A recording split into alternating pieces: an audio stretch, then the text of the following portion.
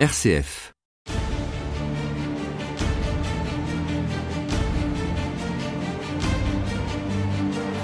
Saint Paul VI, 1897-1878.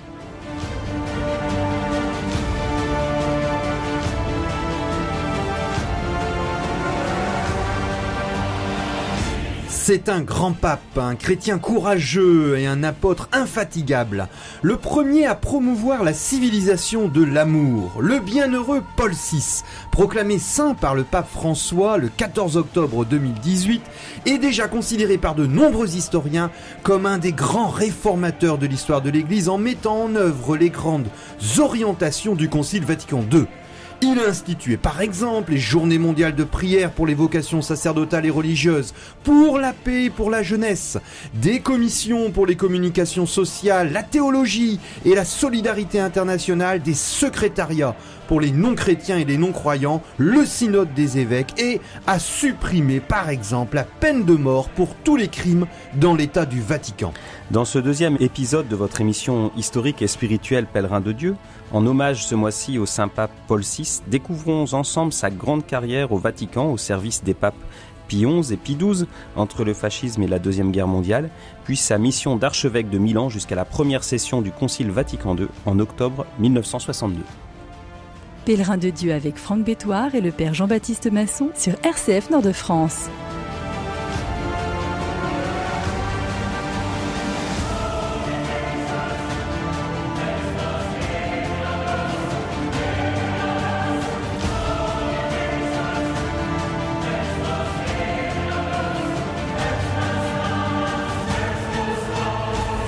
C'est un enfant de Brescia, d'une famille bourgeoise et catholique, né en 1897, enfant qui va connaître une scolarité décousue, nous l'avons vu dans le premier épisode de notre série ce mois-ci en l'honneur de la canonisation de Saint Paul VI, une vocation sacerdotale profonde qui lui fait surmonter toute la Première Guerre mondiale où il doit suivre en tant qu'externe tout un séminaire. Il est enfin ordonné à 23 ans, le 29 mai 1920, et il est envoyé tout de suite, en raison de son intelligence supérieure, faire des études à Rome.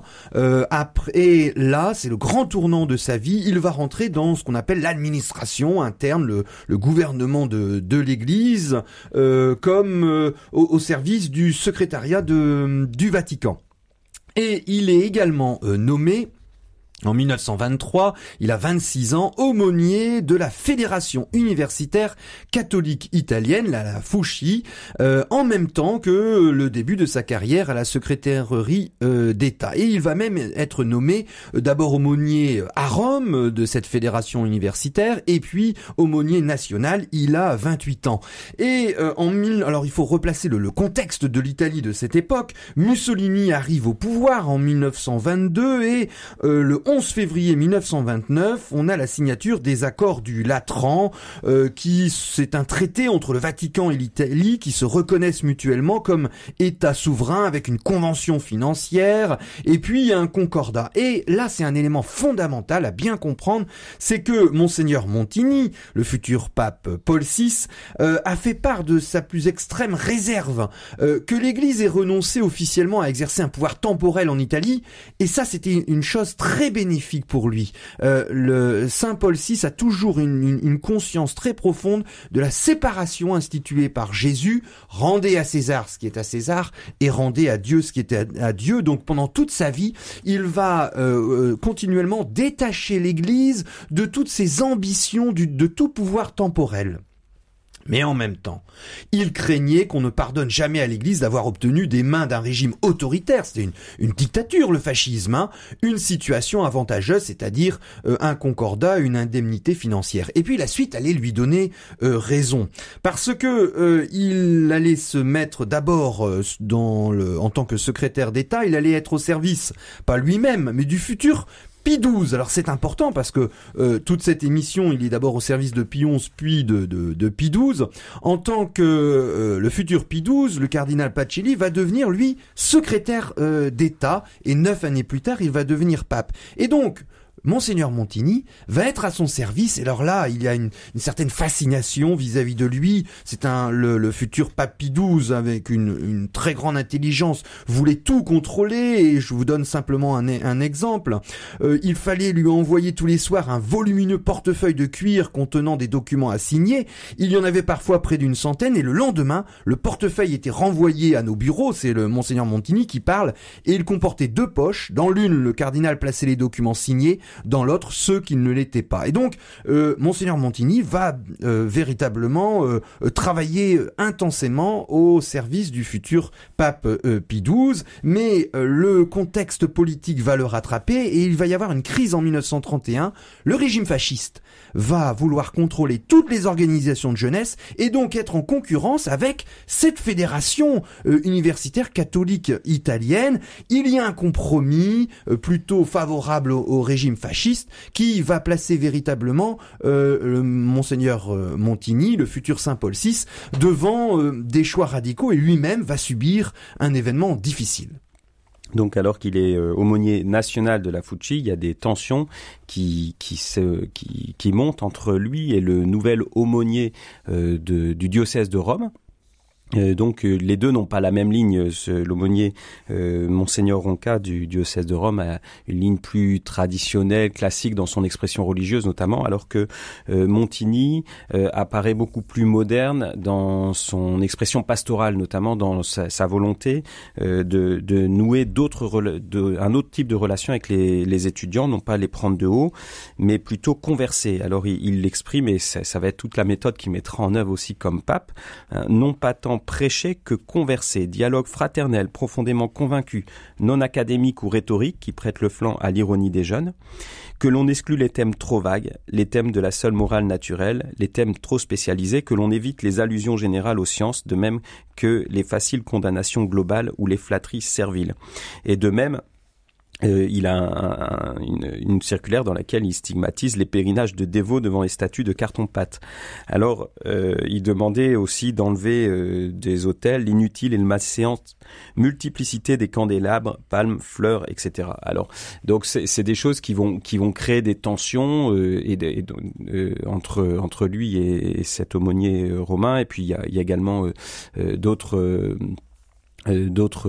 tensions avec les jésuites, et ce qui fait qu'il y a finalement un parti anti-Montini qui se constitue, et ce qui aboutit à sa démission en 1933, et donc à ce moment-là, on démission qui est annoncée pour cause de surcharge de travail, mais que Montini va vivre vraiment très difficile, très douloureusement, comme quelque chose de forcé.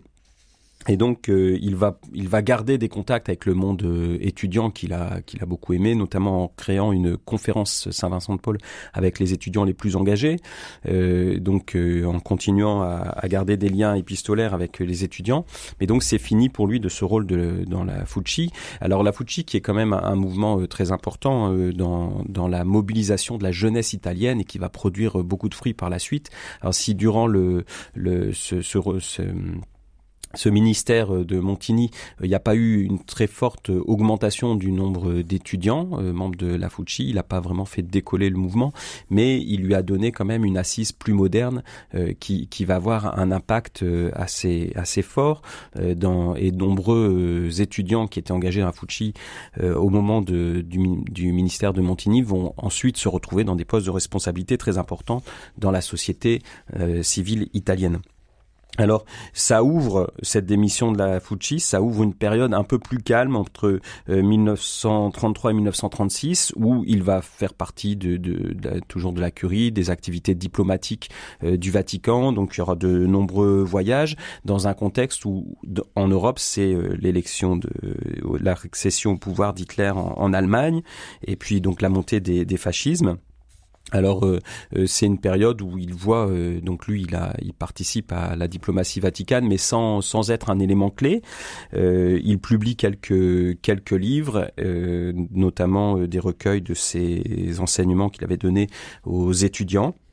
Et donc, ce qui semble dominer dans ce temps-là, c'est un certain ennui quand même. Donc, il écrit à ses parents, la chose commence à me peser non tant par la fatigue que par le besoin grandissant que j'ai d'études, de régularité, de solitude, de liberté.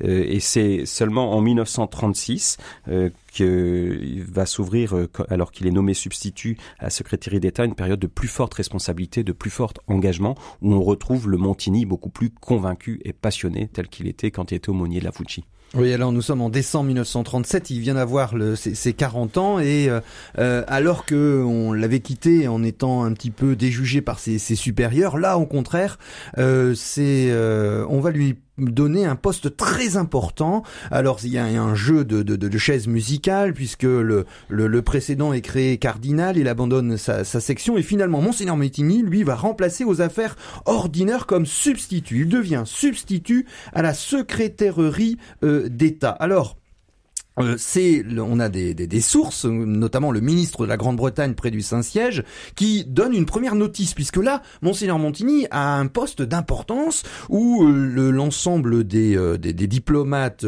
qui sont présents au Vatican vont commencer à s'intéresser à lui. Et cette notice est intéressante. On est en 1937, il a 40 ans, et le ministre de la Grande-Bretagne note ceci: c'est un homme d'intelligence, de culture et de charme, et il ne se montre pas enclin à se soumettre aux enthousiasmes fascistes. Alors, son travail consiste en quoi? Il est chargé des relations du Saint-Siège avec les grands organismes de l'Église. Il a un rôle d'intermédiaire, il va passer sa journée de travail en étudiant les dossiers en début de matinée, puis il est reçu par le secrétaire d'État, c'est-à-dire le numéro, entre guillemets, le bras droit du pape pendant 1 ou 2 heures, et il restait debout face au cardinal Pacelli, le futur pape Pie XII. Il relisait les documents préparés par ses subordonnés. Il avait quand même une quinzaine de personnes, de fonctionnaires ecclésiastiques qui travaillaient pour lui. Il était responsable d'une section. Et enfin, de 11h à 14h, il accordait des audiences. Et là, va passer tout l'ensemble des diplomates avec tous les problèmes de cette Europe qui va plonger dans la Deuxième Guerre mondiale.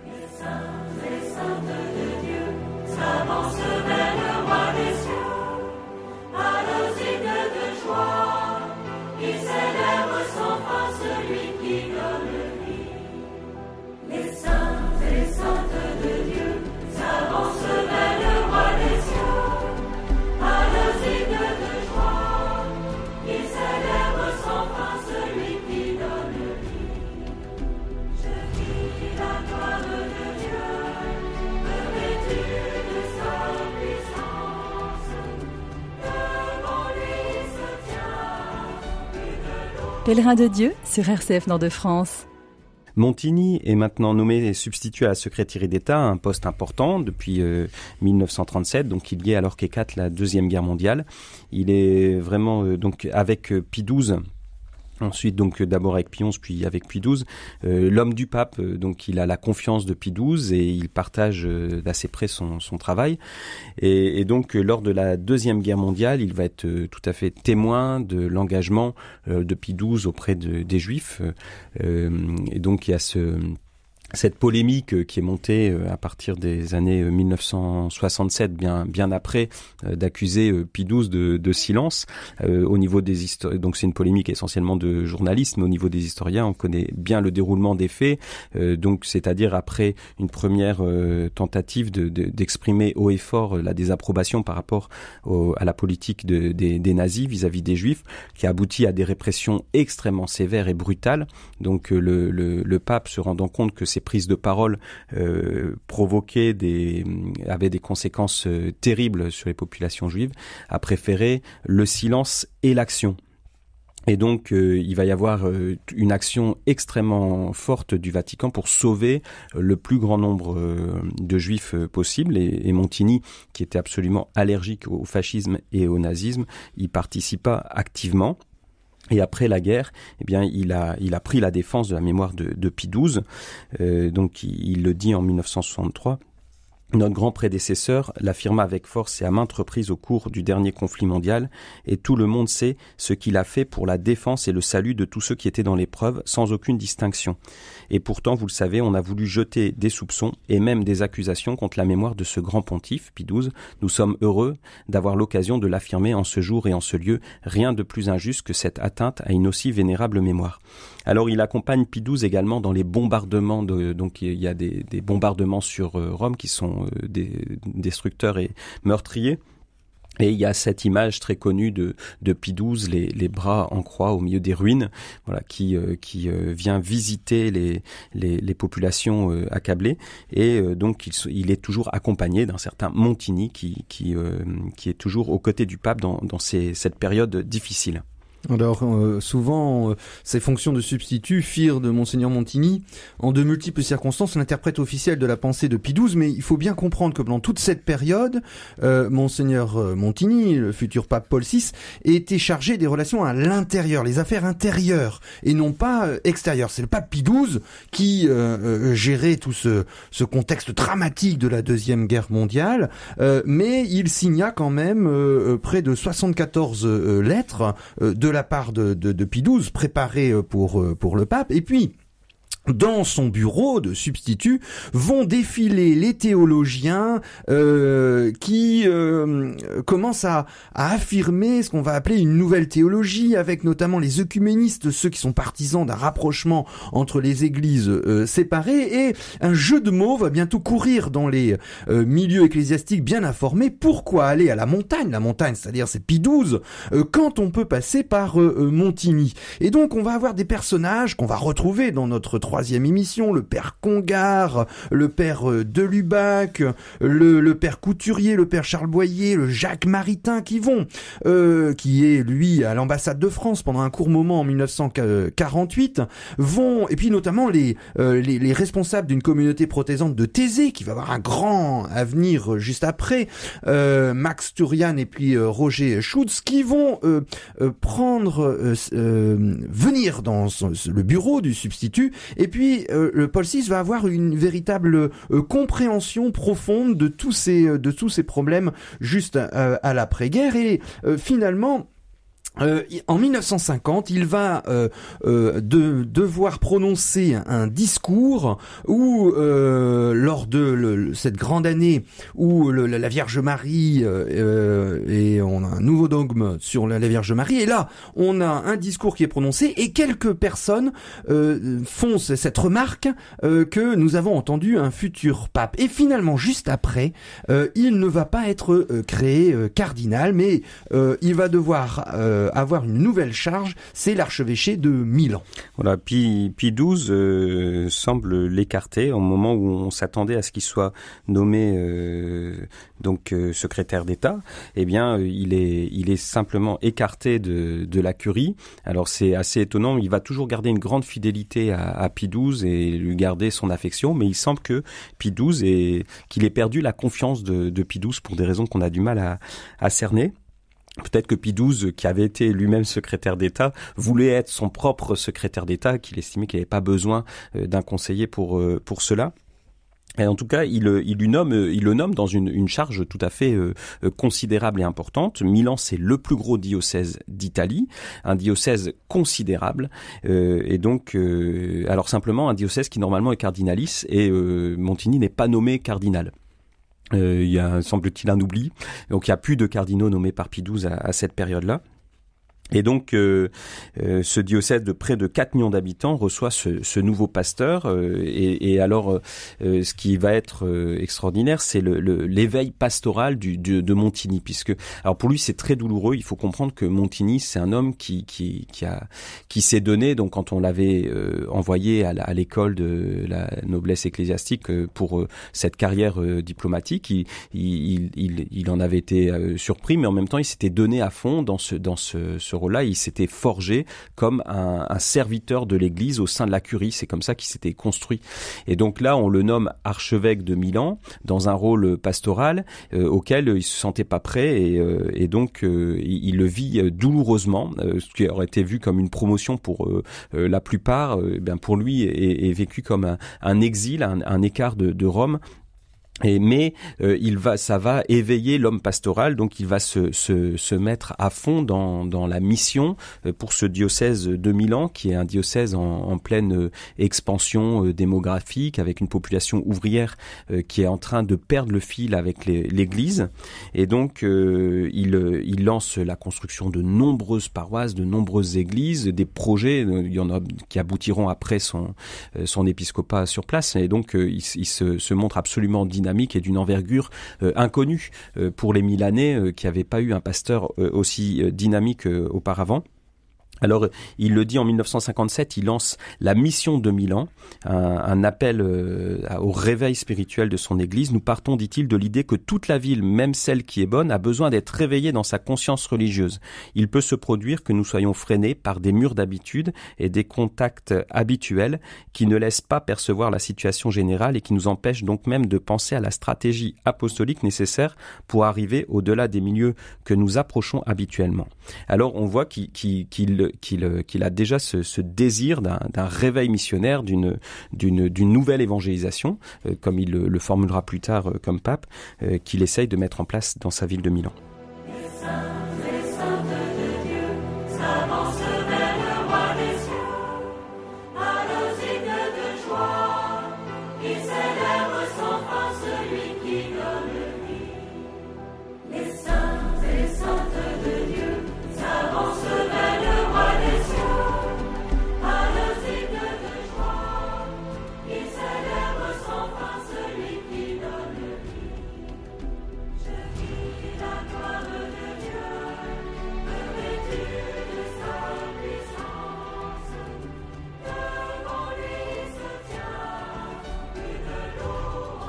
Pèlerin de Dieu sur RCF Nord de France.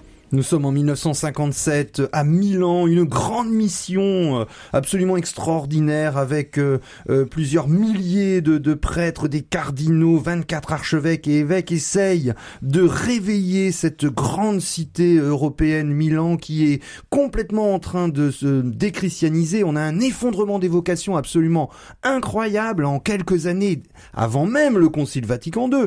Dans ces années 50, on passe d'une centaine d'ordinations à une dizaine pour Milan.